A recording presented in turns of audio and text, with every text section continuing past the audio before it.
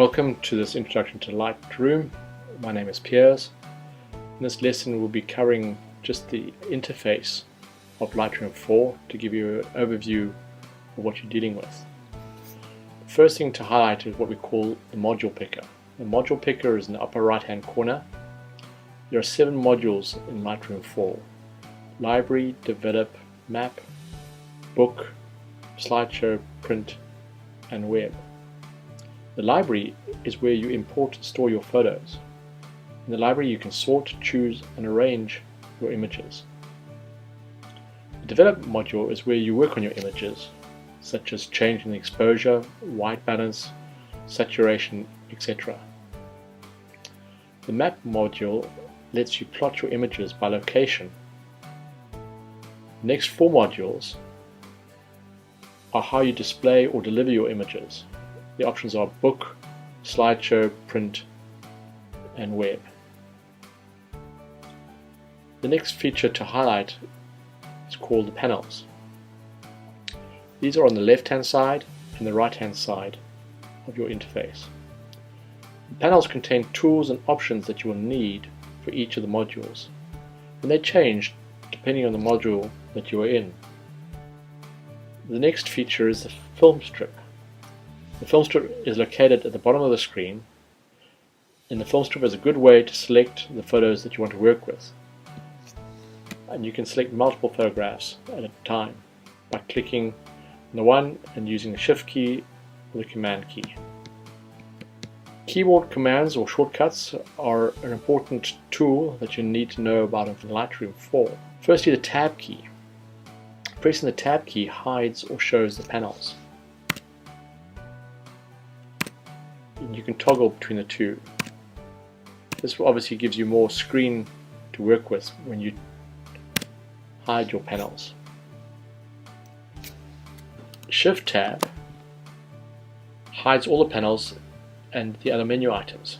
You can make them appear by moving your cursor to the left and to the right side of the screen and clicking or putting your cursor over that little arrow. If you clicked on it, that little arrow changes to solid and that panel is now fixed in place. If I place my cursor over that and then move my cursor away, that panel disappears when it's in the pattern mode. The F key toggles between full screen and non-full screen. Now if I hit F, it takes away some of the menu options. If I hit it again, it removes all menu options for the entire screen and you have more screen space. So you have 3 options here and you can toggle in between the 3 options by just hitting your F key.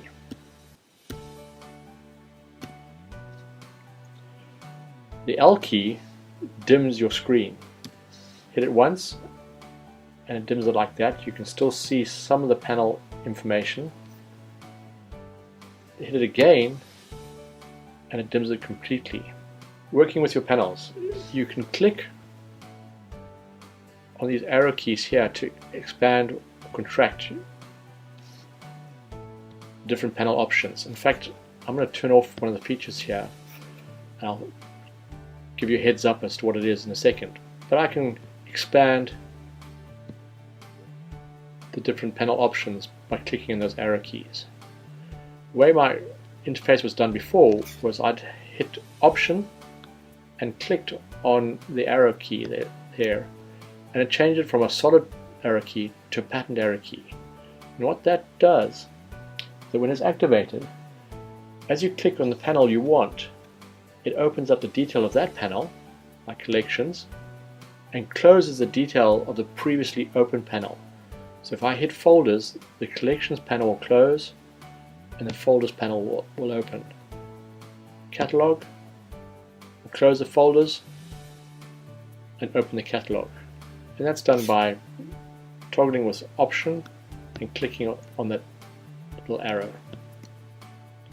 I like this patterned status because it keeps my interface neat and tidy. Down below here, when you have the film strip active, you have filter options, so you can filter your photographs by flags, by stars, or by labels, color labels. We'll have a whole session on how you filter your photographs using this filter option. The last thing I want to highlight to you today is what are called the library view options. You can see your photographs in grid view, which is currently active at the moment, or you can choose to see the entire photograph in detail, or you can go XY, which is compare a photograph with another photograph, or one step further you can do a survey.